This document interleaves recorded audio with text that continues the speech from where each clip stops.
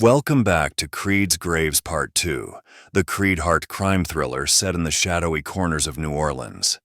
This is what happened in Part 1 of Creed's grave. Danny is running for his life, clutching a torn envelope.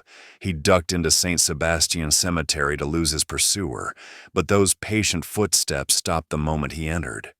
Not because he'd lost them, because they knew he was trapped. Danny died against the Lucian Creed mausoleum. But this wasn't just murder. This was ceremony. His body arranged like an ancient offering, surrounded by ash circles and forgotten symbols. Enter Detective Lila Hart and her partner Marcus Brick Riley, along with multiple other officers and tech people. They discovered 5 professional surveillance cameras hidden throughout the cemetery. Someone with serious money had been watching the place. Then the impossible happened.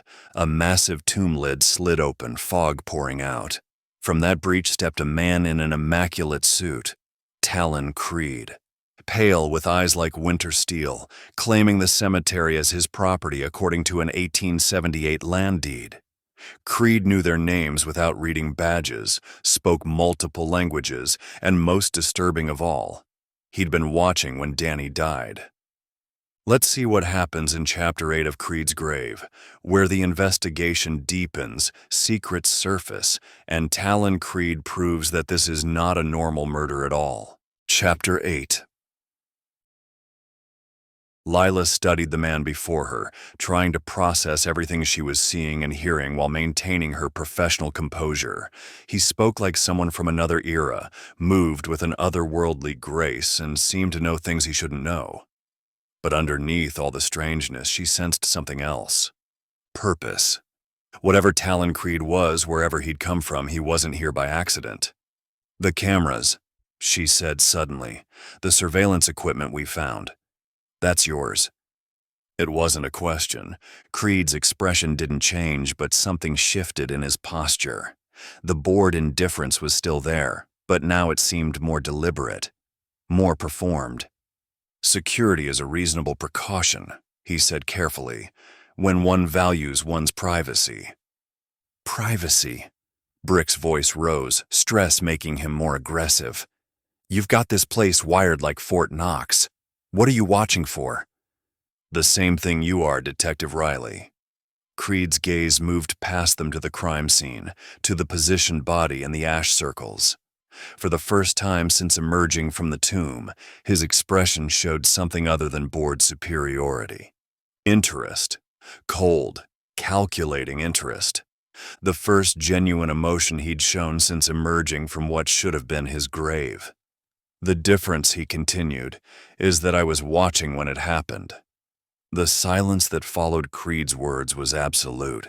Even the distant sounds of the city seemed to fade as every person in the cemetery processed what he'd just said. You watched it happen?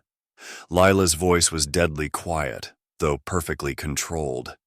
You watched someone get murdered and didn't call the police. I watched someone get executed, Creed corrected her in a calm tone. There is a distinction, though I doubt it would console the deceased. He began walking toward the crime scene with that same unhurried pace, his expensive shoes clicking against the wet stone. The assembled officers parted before him like water, though whether from fear or fascination, Lila couldn't tell. Several stepped back instinctively, weapons still trained on Creed but nowhere ready to be used. Creed stopped beside the positioned body, his steel-colored eyes taking in every detail with the methodical attention of a forensic expert. The ash circles, the tarnished coin, the precise placement of the victim's arms. He studied it all with an expression of mild professional interest. Meticulous work, he observed as if commenting on a particularly well-executed painting, though somewhat derivative. The symbolism lacks originality, just a poor attempt at copying an absolutely stunning work from earlier. You recognize this? Brick demanded, his hand still resting on his service weapon, knuckles white with tension. I recognize the methodology. Creed's gaze never left the body. Ritual positioning, payment for passage, consecration of the ground. Classic elements of a ceremonial execution.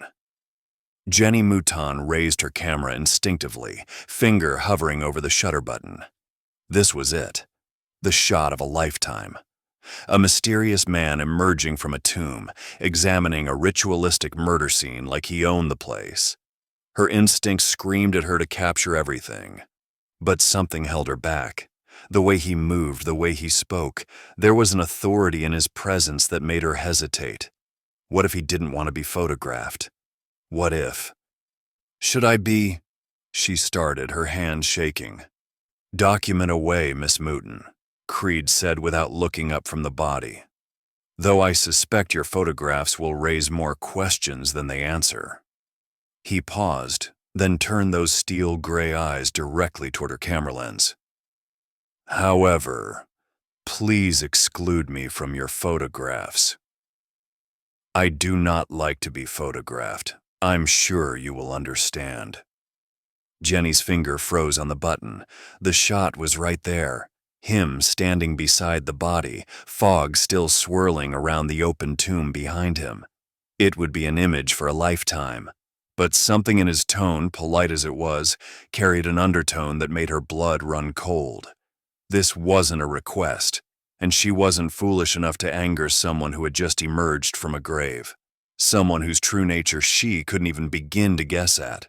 Was he human? Something else? She had no idea, and that uncertainty terrified her more than any direct threat. Jenny slowly lowered her camera, nodding mutely.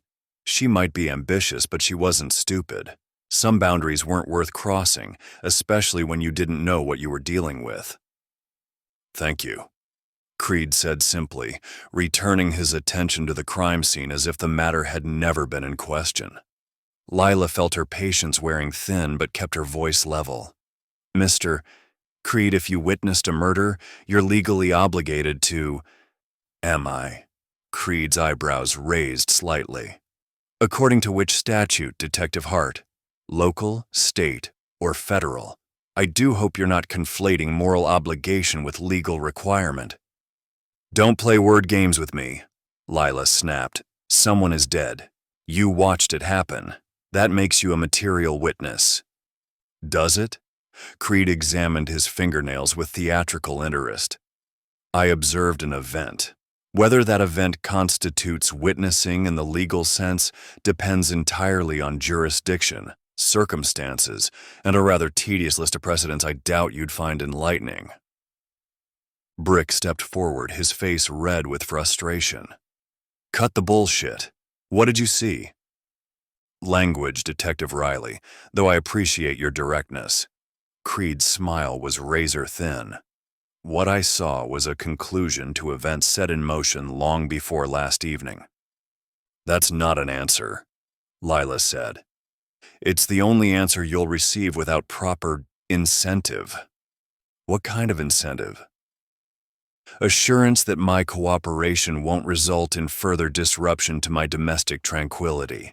This investigation has already proven remarkably intrusive.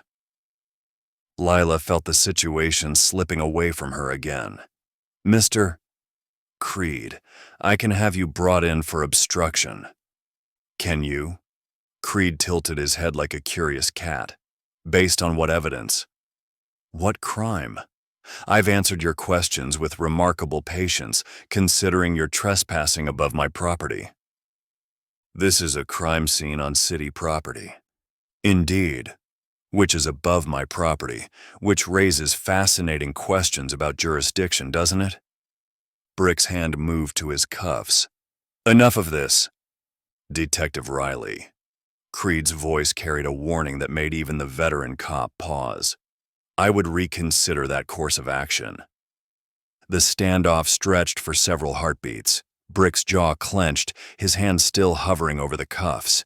Every instinct from his military training told him to assert control, to not let a civilian, any civilian, dictate terms to law enforcement. This was exactly the kind of situation that could spiral out of control if you showed weakness. But this wasn't just any civilian. This was someone who had emerged from a tomb, knew things he shouldn't know, and spoke with the casual authority of someone accustomed to being obeyed.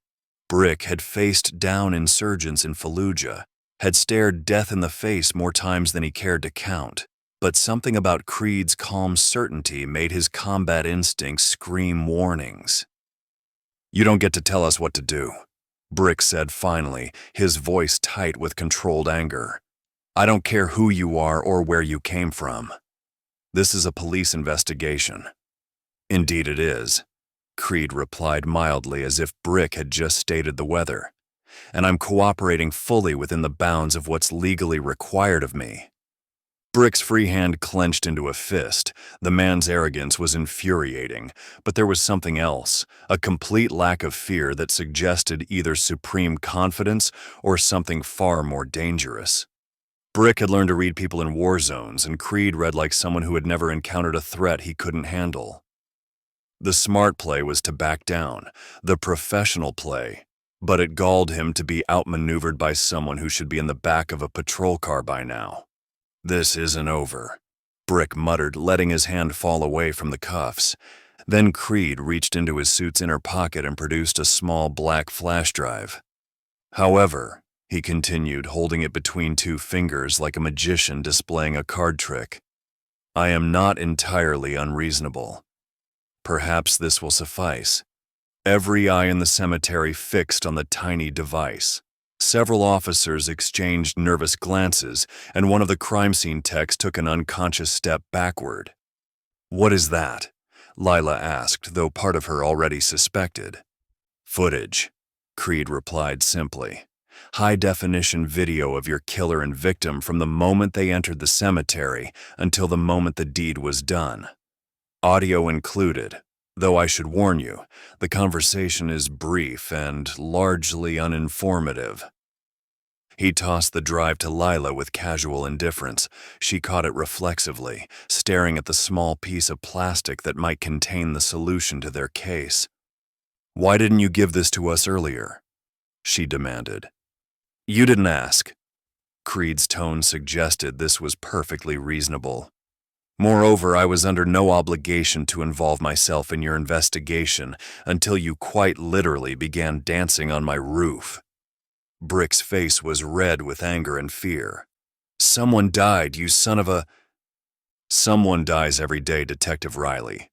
Multiple someones, in fact. If I concerned myself with every act of violence in this city, I would have precious little time for anything else." "This is different and you know it," Lila said, clutching the flash drive while maintaining her professional demeanor. "This was ritualistic. Planned. The killer chose your cemetery specifically." "My cemetery," Creed repeated, and for the first time there was something dangerous in his voice. "No, Detective Hart. They did choose this cemetery, which is city's property, but this is over my home, my sanctuary." His eyes moved from the body to the assembled officers. "Which brings us to the rather inconvenient matter of jurisdiction." "What do you mean?" "I mean," Creed said, straightening his already perfect tie, "that this murder occurred on my property, which makes it, technically speaking, my problem." Officer Martinez, who had been silent since Creed's Spanish commentary, finally found his voice, though it came out as barely a whisper. "You can't just claim a crime scene." "Can't I?" Creed's smile was sharp enough to cut glass. "I own the land. I have documentation proving legal residence. I possess evidence of the crime in question." He gestured at the flash drive in Lila's hand. "By what authority do you claim precedence?" Lila felt the ground shifting beneath her feet, metaphorically speaking. "Because we're the police. This is what we do." "Indeed it is." Creed nodded gravely. "And you do it with admirable dedication if questionable efficiency, which is why I'm prepared to offer a compromise." "What kind of compromise?" Brick asked suspiciously, his military training keeping him alert despite his obvious unease. "I will accompany you to your headquarters for questioning," Creed said. "I will provide additional information about the crime as I deem appropriate. In exchange, you will conduct your investigation with a modicum of discretion and remove your people from my property at the earliest opportunity." The offer hung in the air like fog. Lila could feel the weight of expectation from every officer present. They needed answers, and Creed seemed to have them. But she also sensed this was not a man who made offers without getting something in return. "Mr. Creed," Lila said, maintaining her authoritative stance, "even if I don't agree to your offer, you still have to come with us to the station for further questioning," she said, and immediately hated how the word sounded. It was supposed to be a demand, but it felt like a weak request. Around her, she could feel the tension shift. Cops who had been terrified a moment ago now looked at her like she was insane. Who in their right mind invites a man who just climbed out of a grave into a police station? "Do I?" Creed's head tilted slightly, and for the first time, Lila saw something flicker across his features. Not concern, but genuine curiosity, as if she'd just said something unexpectedly interesting. Then the moment passed and his bored mask returned. For the first time since emerging from the tomb, Talon Creed smiled. It was not a pleasant expression. "Detective Hart, your honesty is refreshing if professionally inadvisable, but since I want this case to be closed quickly, I accept your gracious invitation. Follow me to my car." "I can't do that," he continued, holding up one finger. "I travel in my own vehicle. Police cars are cramped, dusty, and redolent of despair, hardly suitable for civilized transportation." "We don't know that you won't run," Brick protested, his voice tight with stress. Creed turned his full attention to Brick, and Lila saw her partner actually take a step backward. "Detective Riley, where exactly would I run to? This is my home, my sanctuary, my very expensive and carefully curated place of residence." His smile was predatory. "Even if I run, you will find me here, in that tomb. Just be sure to knock politely."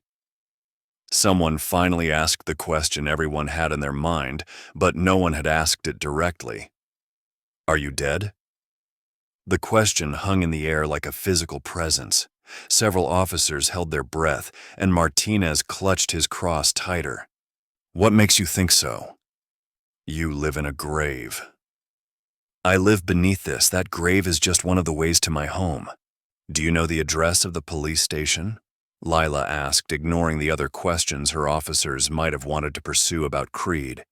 Creed's expression suggested she had just asked if he knew his own name. "Detective Hart, I'll find out. My phone, please." He extended his hand expectantly. Lila handed his phone back, and with that he turned and began walking back toward the open tomb with the same unhurried pace he'd used to approach them. "Wait," Lila called. "What about—" But Creed was already disappearing into the fog-shrouded opening. The last thing she saw was his hand making a small, dismissive gesture that might have been a wave goodbye, or might have been something else entirely.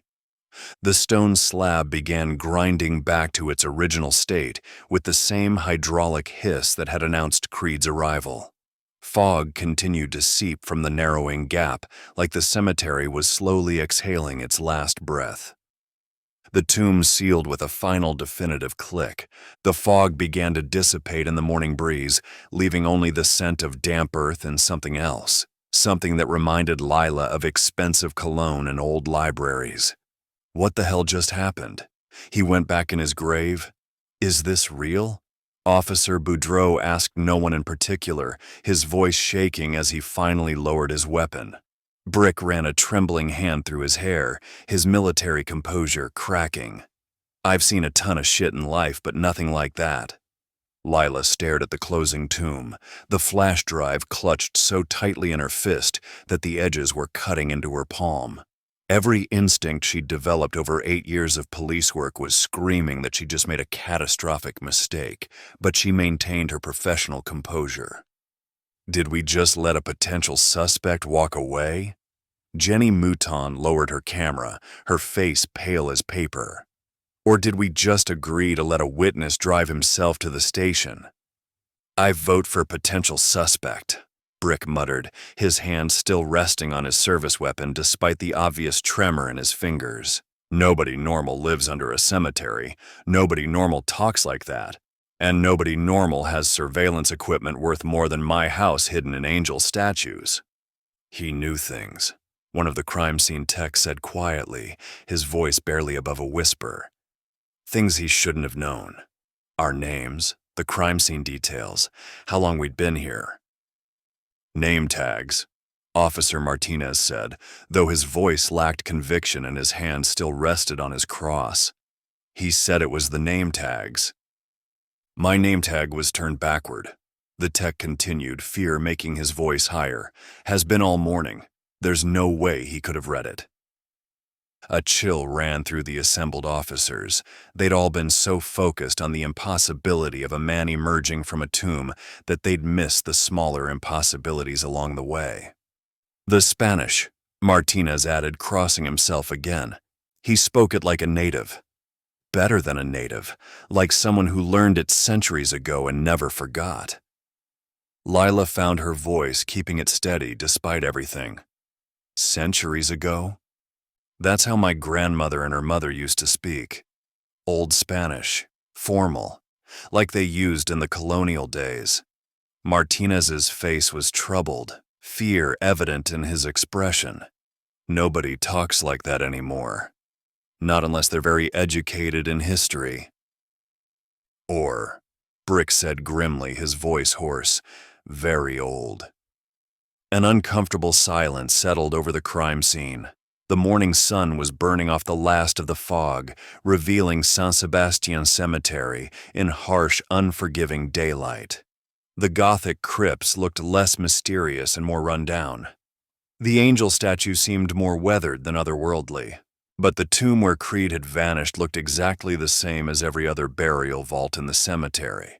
There was no sign it had ever opened, no hint of the hydraulic mechanism that had moved several tons of stone with effortless precision. Should we? Jenny gestured toward the sealed crypt with a shaking hand. Should we try to open it? With what? Brick asked, his voice strained. A crowbar? Seems like that thing weighs more than a truck. Lila walked to the tomb and pressed her hand against the stone surface, maintaining her professional demeanor despite her inner turmoil. It was cold, solid, and utterly immobile. There was nothing on the tombstone. Where the dates should have been, the stone was smooth, featureless. It hadn't been worn away by weather. It looked as if it had never been carved at all. A space left deliberately, unnervingly blank. Guys, she called softly. Look at this. The others gathered around the tomb, several keeping their distance. Brick peered at the nameplate and let out a low whistle. There are no dates, Riley said, his voice tight with stress. He just put it here to make it look like a normal tombstone. Lila finished. Is he Satan? Officer Martinez said quietly, his voice filled with genuine terror. Or devil? The implications of that statement hung in the air like morning mist. Lila clutched the flash drive tighter, wondering what kind of footage awaited them, what kind of truth they were about to uncover. Detective Hart? One of the crime scene techs approached hesitantly, his hands shaking as he clutched his equipment. What do we do now? Do we wait for him? Do we go back to the station? Do we call for backup? Lila looked around at the faces watching her, cops who had started the morning expecting a routine murder investigation and were now questioning everything they thought they knew about life, death, and the spaces in between. Fear was evident in every face, but they were looking to her for leadership. We go back to the station, she decided, her voice calm and authoritative. We watch this footage. We run background checks on Talon Creed and the property records for this cemetery, and we figure out what the hell we're dealing with. And if he doesn't show up?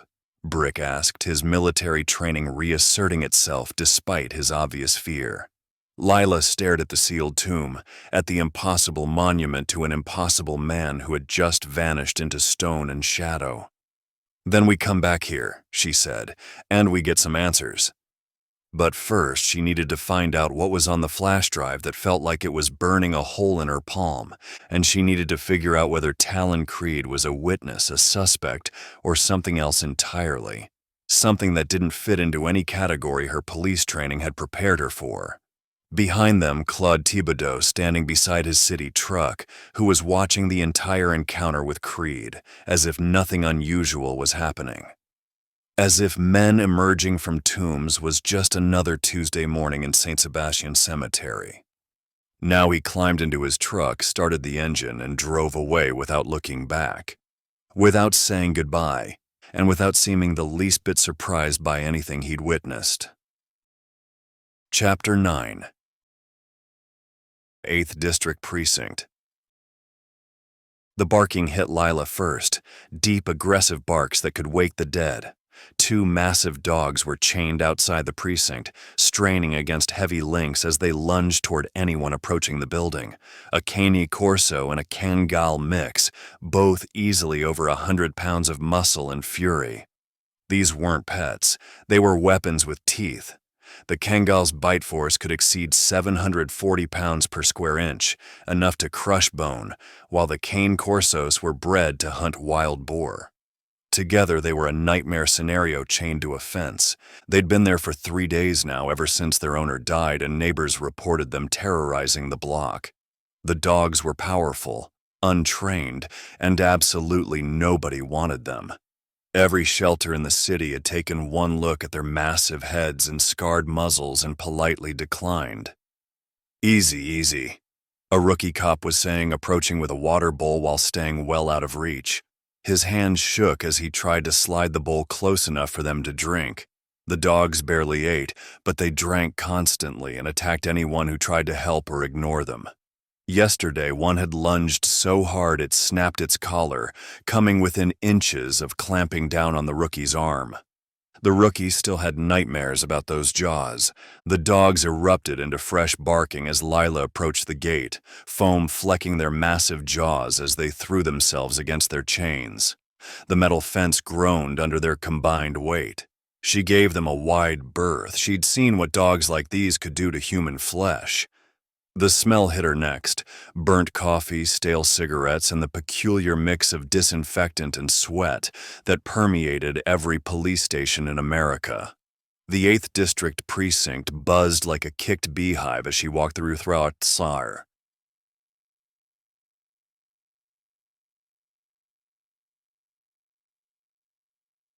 Densla Sirenus at 10:47 a.m., desperately needing her 4th cup of coffee since dawn.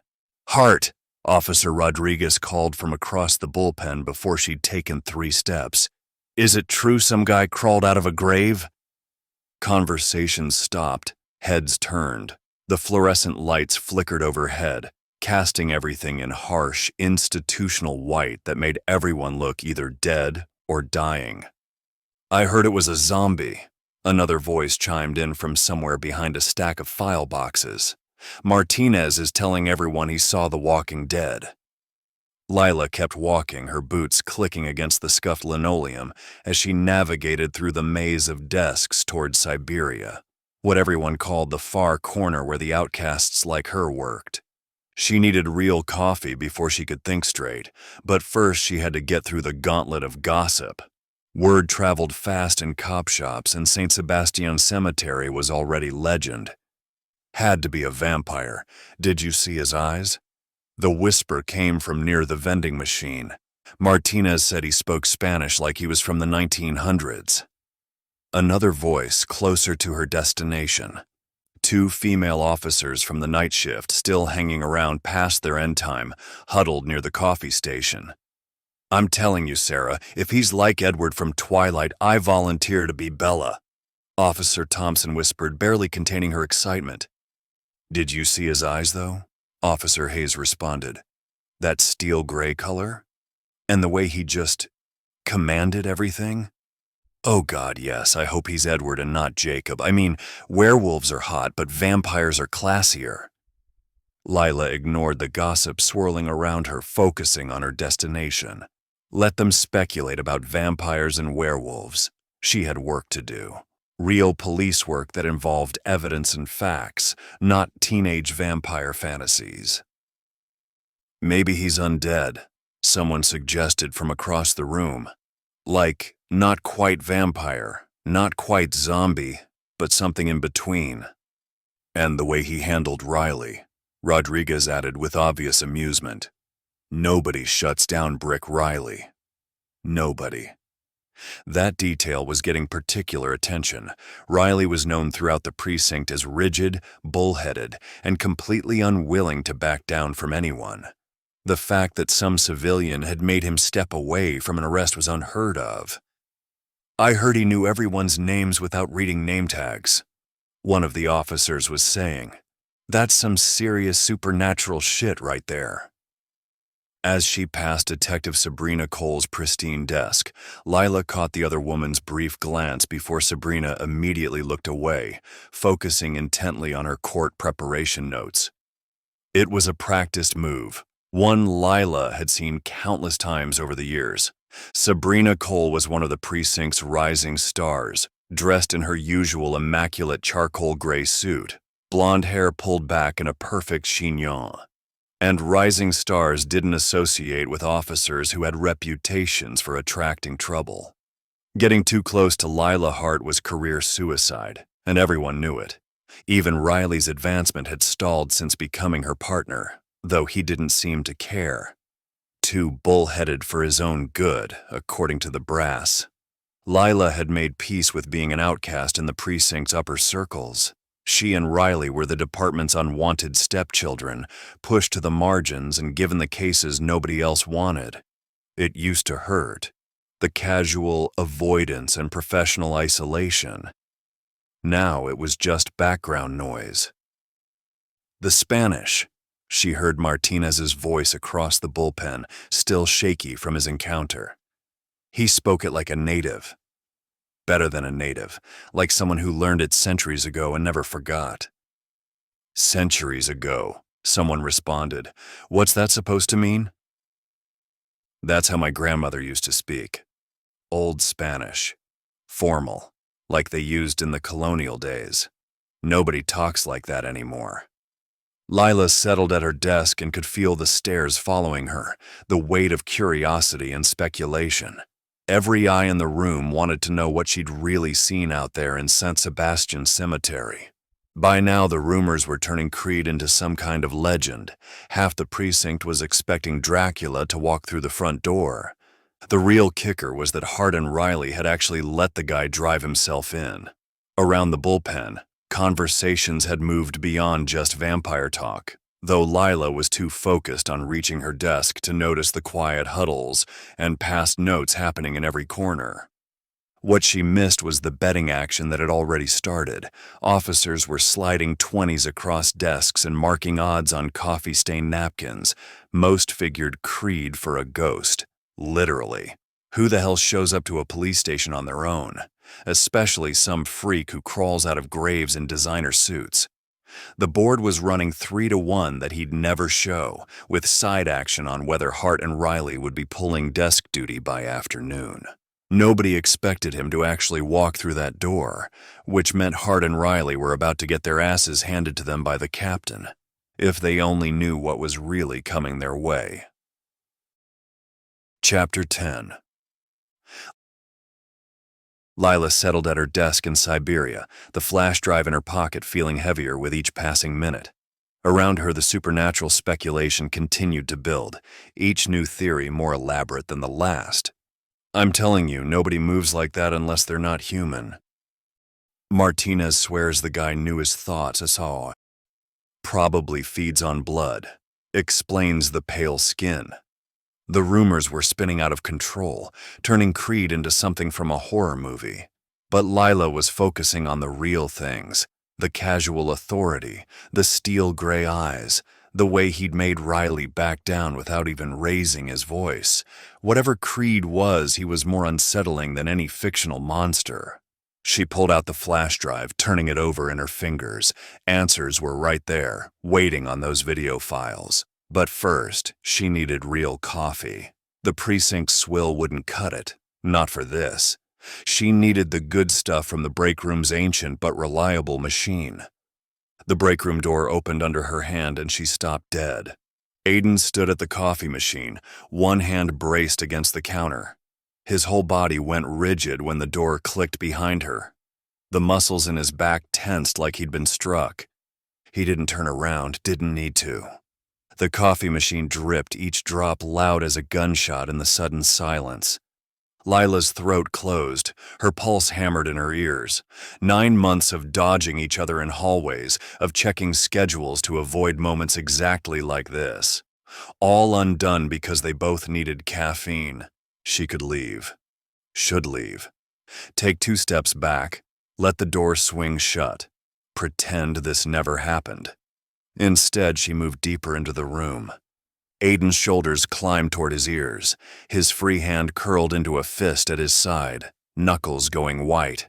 The careful control he'd perfected, the golden boy composure that never cracked, was fracturing right in front of her. Good. Lila reached for a mug from the cabinet. Her hand trembled slightly. She pressed her lips together, forcing steadiness into her movements. The coffee machine hissed. Steam rose between them like a wall. Aiden shifted his weight, the leather of his shoes creaking against linoleum. Once. Twice. A nervous fidget she remembered from their academy days, back when he'd pace before exams. His breathing was too quick, too shallow. The brewing cycle finished with a mechanical click. He grabbed his mug so fast coffee sloshed over the rim, burning his fingers. He jerked his hand back, jaw clenching against what had to be pain, but he didn't make a sound. Wouldn't give her the satisfaction. His reflection caught in the steel surface of the refrigerator. Pale, strained, eyes carefully fixed on anything but her.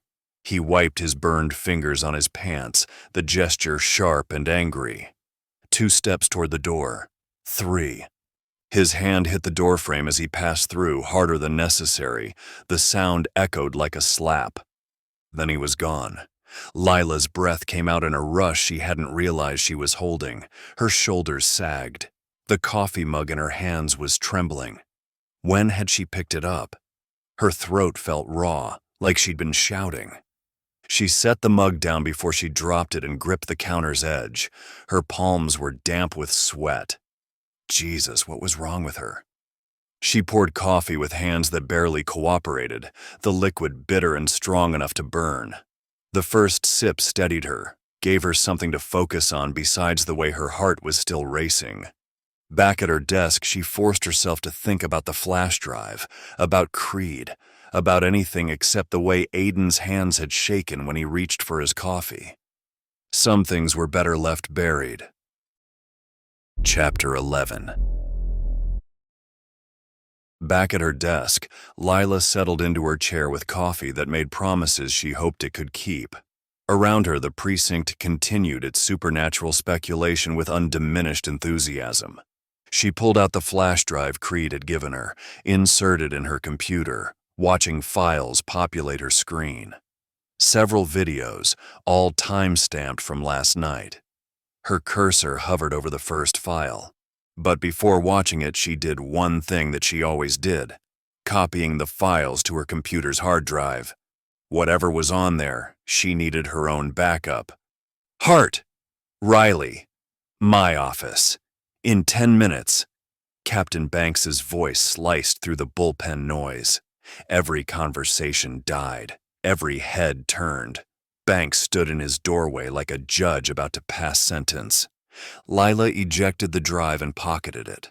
Around her, the precinct held its breath. She scanned the bullpen for Riley. Empty desk. No sign of him anywhere. Shit. Her phone call went straight to voicemail after one ring. Riley never ignored her calls. Ever. 9 minutes left, she knew where he'd be. Chapter 12. The roof access door opened onto wind and city noise. Riley stood at the parapet, cigarette smoke trailing away from his shoulders. His back was rigid, military straight, but something about the way he held himself looked broken.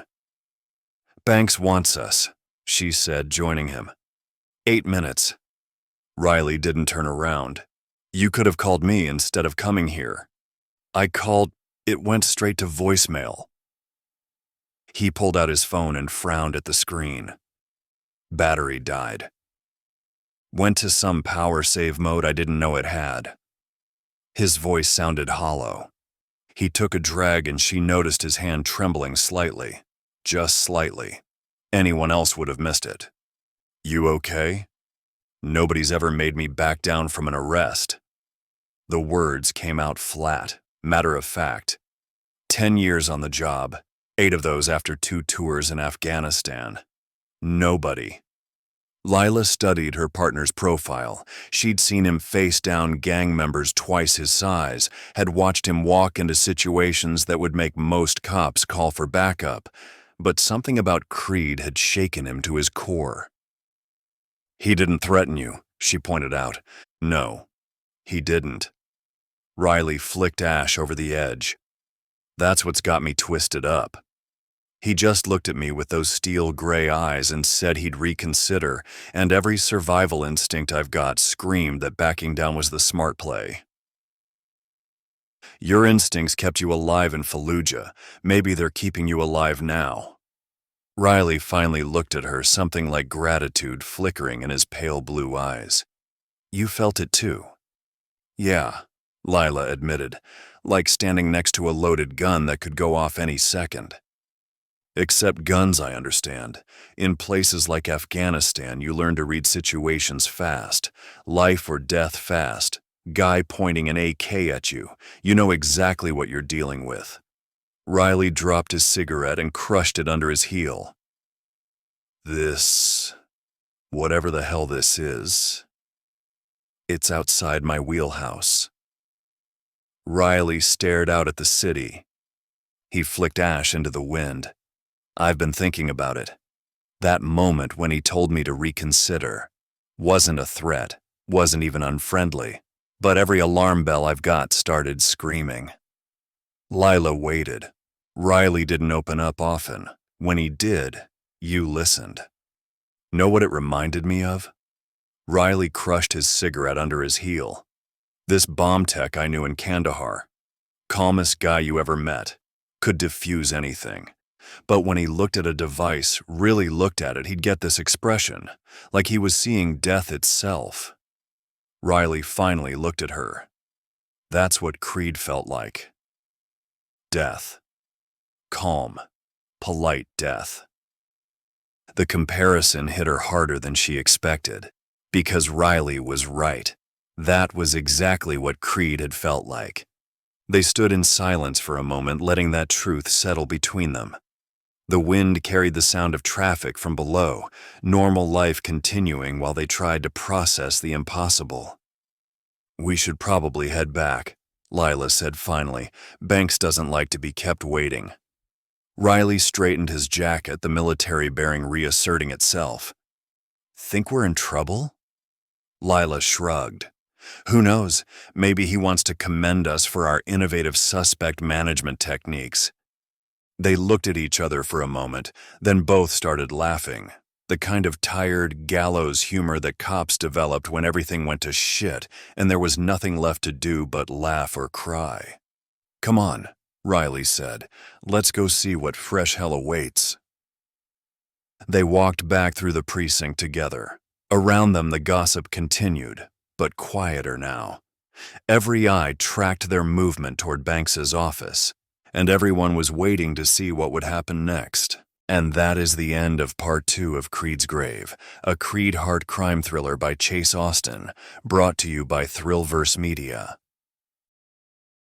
The adventure continues in the next explosive installment of Creed's Grave, and we hope you'll join us for the next thrilling part.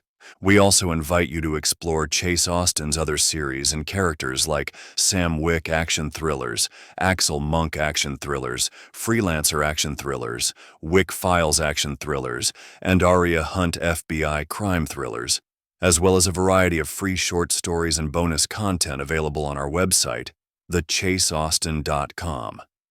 We appreciate you joining us and we look forward to having you with us again soon.